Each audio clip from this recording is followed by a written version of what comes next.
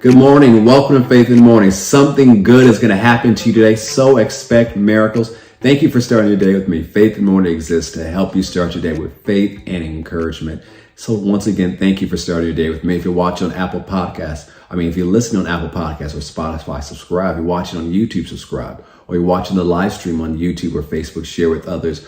Faith Plus app, share this with others so other people can be encouraged all day long by what we have going on the Faith Plus app. It's a wonderful app to help people develop their faith.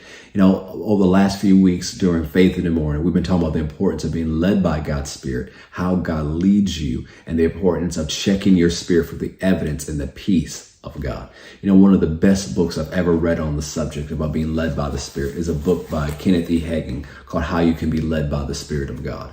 And this book has been so important to me. I remember the first time I read it, I believe I was a teenager. I've read it several times since then. This is a book I encourage people to read every year if you can, multiple times a year. And there's a section in this book I want to share with you, because we've been talking about the importance of checking in with your own spirit, how the Spirit of God is leading you, and checking your spirit for evidence and for peace. He has a chapter in this book called How to Train the Human Spirit. Why is that important? Because you have to depend on your spirit to hear from God. We train our physical bodies, or at least we should train our physical bodies. We train our minds, well, at least we should through education and other means, but we should also train our human spirit. And he gives 4 points here that I want to share with you about how to train your human spirit. He said, number one, by meditation in the word. Number one, by meditation in the word.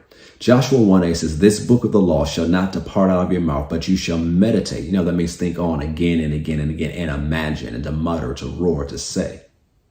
Therein day and night, that you may observe regard to do according to all that is written therein. For then you shall make your way prosperous, and then you shall have good success. So if you want to train your spirit, you need to meditate on the word of God. He said, number two, by practicing the word. Don't just be a hearer and a meditator only, but be a doer. Do what the word says. Then he says, number three, by giving the word first place.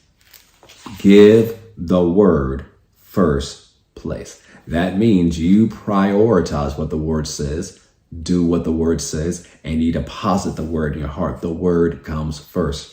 Then number four, he says, by instantly obeying the voice of your spirit. Not delaying, not say, I'll think about it, or let me see what I think about it, what I feel about it. No, what is your spirit telling you to do? We've been talking about the importance of checking within your spirit for evidence of God's leading, his guidance. Do you have peace with this, or do you not have peace with it? Do you have a check? So number four, instantly obey the voice of your spirit. Doing these four things, meditating on the word of God, practicing the word of God, giving the word first place, instantly obeying the voice of your spirit will help you train your human spirit.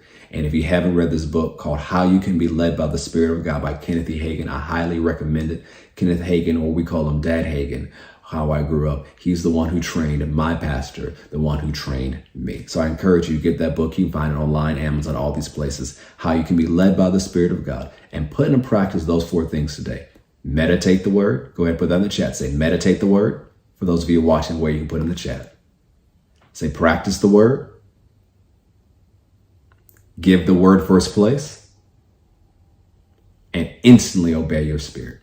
So meditate the word, practice the word, give the word first place, and instantly obey the voice of your spirit. Do those things on a regular basis. You'll train your human spirit, and it'll make it easier for you to hear from God on a regular basis and always know what to do. Well, thank you for starting today with me.